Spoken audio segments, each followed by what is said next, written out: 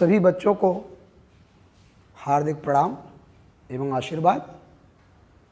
आप घर में रहें, सुरक्षित रहें, यही हमारे तरफ से आपको सजेशन है।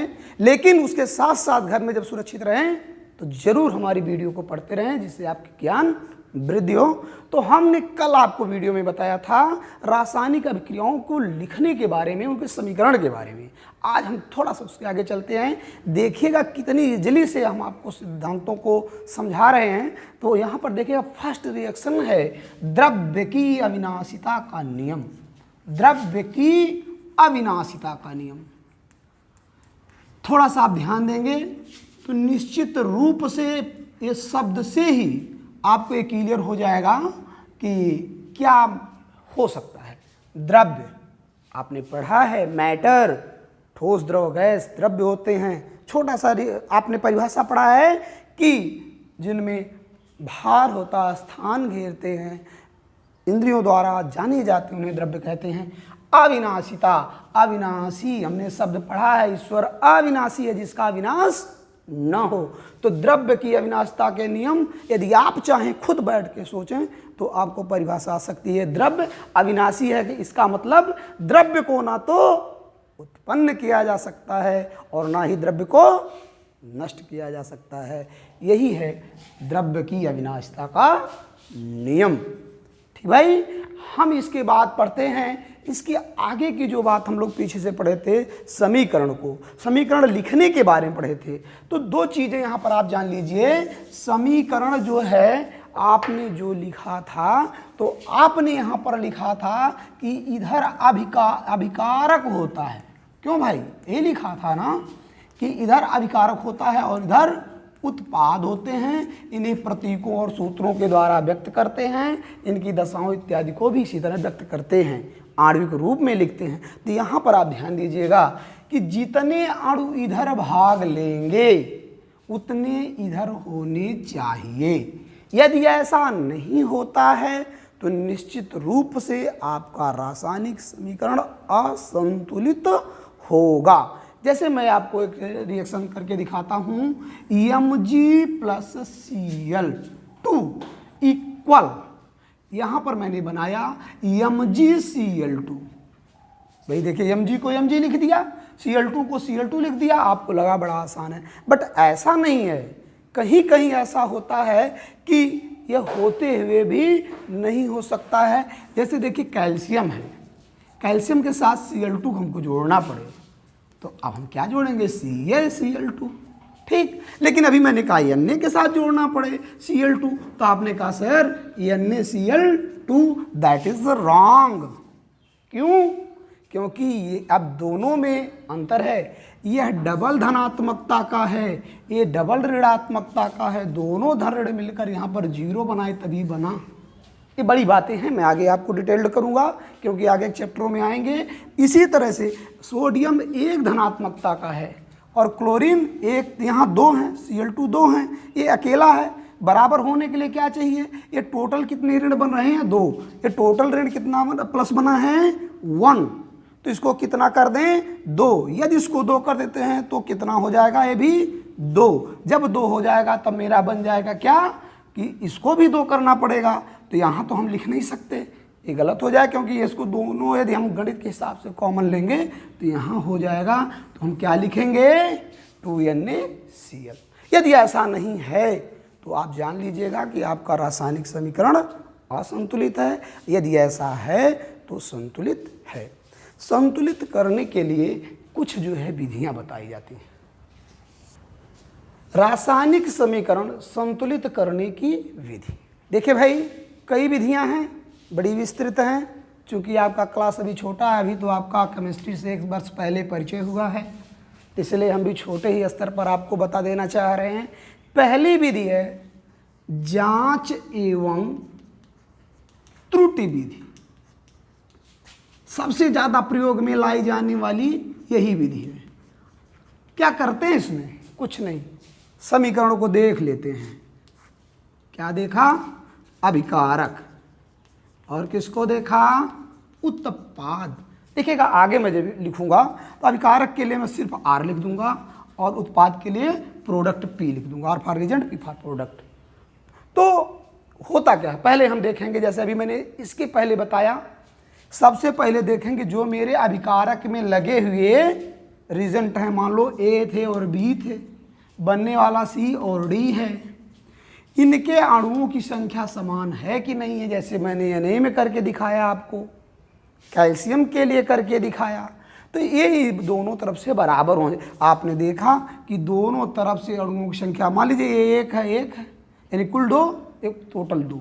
यदि ये 2 हो तो टोटल यहाँ पर 3 होना चाहिए, तो हो सकता है इसको 2 करेंगे आप। अब कैसे बनता उसकी तमाम बातें हैं। तो पहली चीज जांच एवं त्रुटि, पहले जांच लीजिए, त्रुटि देख लीजिए कि यदि इधर का और इधर का दोनों तरफ का बराबर है तो समीकरण संतुलित है। दूसरी विधि क्या होती है? आंशिक समीकरण विधि। दूसरी विधि जो आंशिक समीकरण विधि होती है, इसको प्रयोग करते हैं, आंशिक समीकरण विधि। ये आंशिक समीकरण क्या होते हैं भाई? देखिएगा, ये आंशिक समीकरण का मतलब कि जब कोई अभिक्रिया हो रही है तो ये एक इधर हो रही है और एक उधर हो रही है। जैसे कि मैं विशेष रूप से ये काम करेगी और मैं बताना चाह रहा हूँ, इनके लिए कौन थे? याद है? उत्क्रमणीय अभिक्रिया। इसमें 2 अभिक्रियाएं होंगी, तो दोनों अभिक्रियाओं को जो आंशिक, एक इसको एक टुकड़े को लिख दें या इसको लिख दें। आक्सीकरण, अपचयन की अभिक्रिया, उसमें भी हम यही करते हैं, आक्सीकरण को लिख देंगे, अपचयन को कर देंगे, दोनों बराबर कर देते हैं। या दोनों तरफ का समीकरण बराबर है तो निश्चित रूप से आंशिक समीकरण से हम जांच कर लेंगे। तीसरी विधि हम लगाते हैं संयोजक क्रिया, जोड़ने की। ये प्रमुख रूप से ये प्रक्रिया उन समीकरणों के लिए प्रयुक्त की जाती है, संयोजक अभिक्रिया, जिनमें अभिक्रिया एक से अधिक प्रक्रमों में, चरणों में पूरी होती है, तो उसमें संयोजक विधि प्रयुक्त की जाती है। इसमें क्या करते हैं, मान लीजिए कोई समीकरण 3 पद में है, फर्स्ट है, सेकंड है और थर्ड है। फर्स्ट का लिख लेंगे, सेकंड का लिख लेंगे, थर्ड का लिख लेंगे, तीनों को जोड़ लेंगे। जोड़ने के बाद हमारा मान आ जाएगा। इससे हम जांच कर लेंगे कि अब हमारा अभिकारक बराबर है उत्पाद के कि नहीं। यदि है तो हमारा समीकरण संतुलित है। और इस प्रकार से चौथी विधि लगाते हैं आयनिक विधि। क्लास 9th में आपने आयन पढ़ा होगा और उसमें आपने पढ़ा होगा, जैसे मैं बता देना चाहता हूँ, sodium Na+, calcium, magnesium, ferrous 2 भी होता है और 3 पॉजिटिव भी होता है, एल्युमिनियम 3 पॉजिटिव। ऐसा उसी तरह आपने पढ़ा होगा क्लोरीन और भी ब्रोमीन, ऑक्सीजन, ETC और भी हैं, बहुत सी चीज़ें पढ़े हैं आप। तो उसमें यदि इन आयनों को संतुलित, जो हमने इसके पहले किया था, हमने देखा था कि सोडियम जो है 1+ था और क्लोरीन Cl2 लिखने के कारण यानी 2 था, 2 निगेटिव था। हमने आयन बराबर करने के लिए इसको 2 कर दिया था और तब बनाया था 2NaCl बना था। यदि ऐसा आपको याद है तो निश्चित रूप से जान लीजिए कि यह विधि आयनिक विधि संतुलित करने की विधि है। अब इसके बाद हम अगले क्रम में पहुंचते हैं। देखिए, रासायनिक समीकरण की कुछ सूचनात्मक तथ्य, जैसा कि मैंने कई बार बताया, वही बातें मैं फिर दोहरा रहा हूँ। पहली चीज़ें कि जैसे कि हमने आपको बताया कि सूचनात्मक में कि क्या क्या सूचना देगा, तो ठोस के लिए S लिखेंगे, द्रव के लिए लिक्विड लिखेंगे और गैस के लिए G लिखेंगे।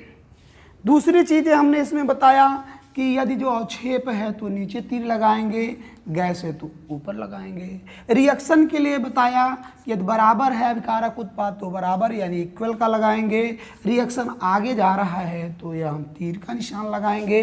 यदि दोनों तरफ रिएक्शन हो रहा है, रिवर्सिबल रिएक्शन है, उत्क्रमणीय प्रक्रिया है, तो रिवर्सिबल का मार्क लगाएंगे। ठीक इसी प्रकार से और भी चीज़ें हमने आपको बताया। यदि ताप है तो इस तरह लगा देंगे, दाब है तो कितना दाब है उसको हम एटम में लिख के बता देंगे। इसके बाद भी और चीज़ें हैं, जैसे इसमें कोई कैटालिस्ट कार्य कर रहा हो यानी उत्प्रेरक, तो उसको भी इन्हीं समीकरणों के ऊपर या नीचे लिख लेते हैं, सावधानी से ध्यान रखते हुए।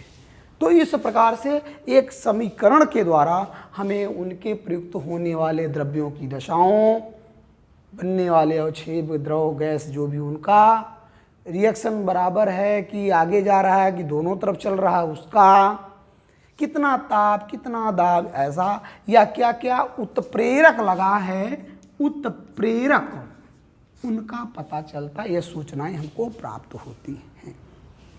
और आप देखें तो इसके बाद है रासायनिक समीकरण का महत्व। रासायनिक समीकरण के महत्व में आप देखेंगे इसका क्या फ़ायदा है।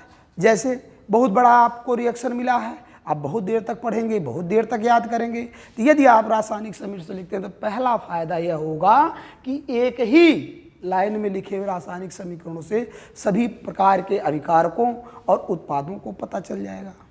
दूसरा, उसमें प्रयुक्त होने वाले द्रव्यों की दशाओं का पता, ठोस है द्रव है गैस, उसका पता चल जाएगा।